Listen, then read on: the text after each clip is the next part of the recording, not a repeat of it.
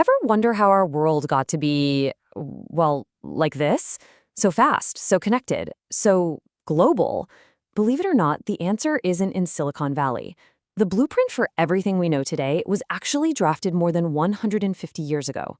All right, let's get into it. No, really, just think about it for a second. We've got instant communication, crazy fast travel, massive cities. None of this just appeared out of thin air. It was all built. And the story of how it was built, well, that's one of the most explosive, game-changing chapters in all of human history. Okay, so it all kicks off with three key ingredients. First up, steel.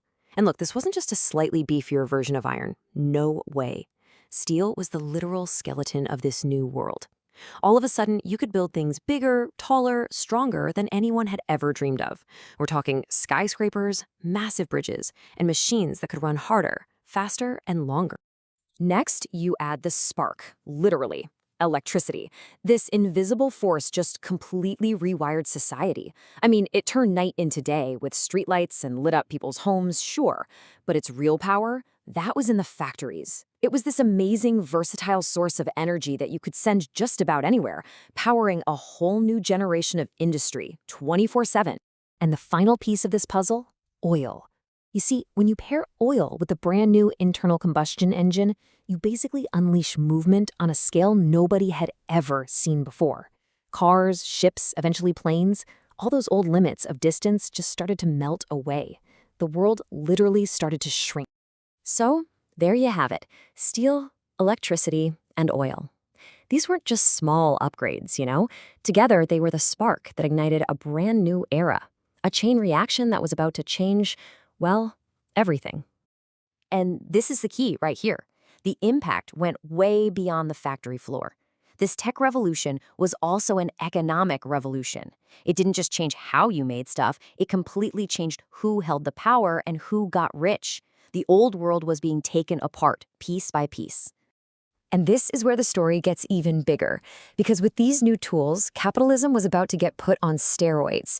It completely broke free from its old local and national chains and went truly global for the very first time. This caused a massive shift in how business itself was done. You know that old idea of lots of small companies all competing in a free market? Yeah, that was pretty much going out the window. In its place, you got these giant corporations, trusts, cartels, so huge they could dominate entire industries, just squashing any competition. And with new kinds of companies came a new kind of money. The game wasn't just about making stuff anymore. It was about controlling the capital behind the stuff. This is what we call financial capital. It was this incredible, almost explosive fusion of big banks and big industry. So the bankers and the industrialists, they basically became this new, super powerful global elite. They were funding massive projects all over the world, and while they were at it, grabbing a ton of wealth and influence for themselves. And where was the command center for this whole global operation? London. It was the world's bank, its stock exchange, its insurance hub, you name it. From London, money flowed out to build railways in Argentina, to dig mines in Africa, to run plantations in Asia. It was the beating heart of this new globalized economy.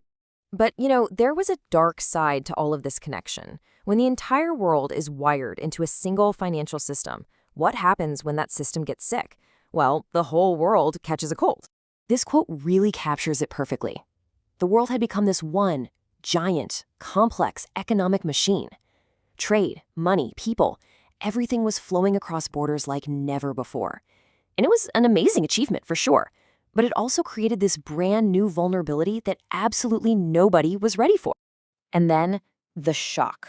1873, the year the system hit a brick wall.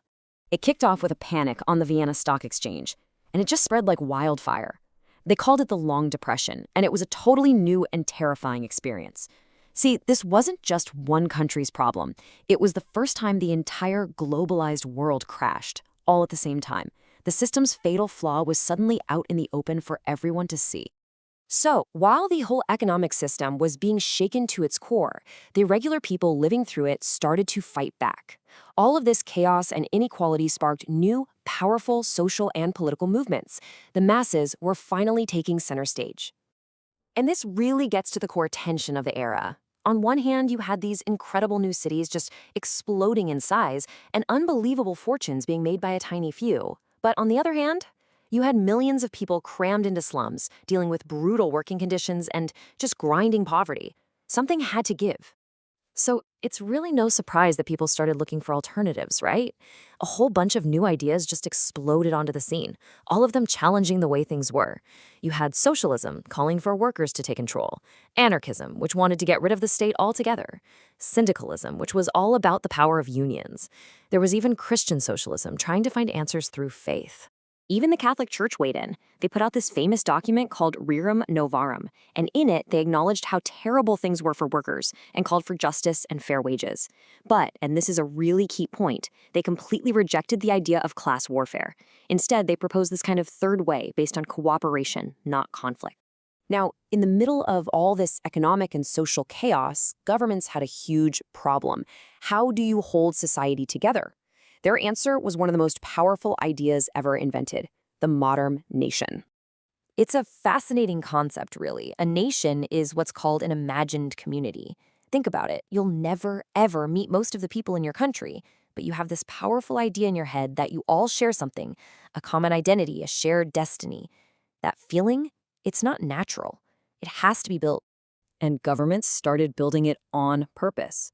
So how'd they do it? First, they set up public schools to teach everyone the same official language and the same version of national history.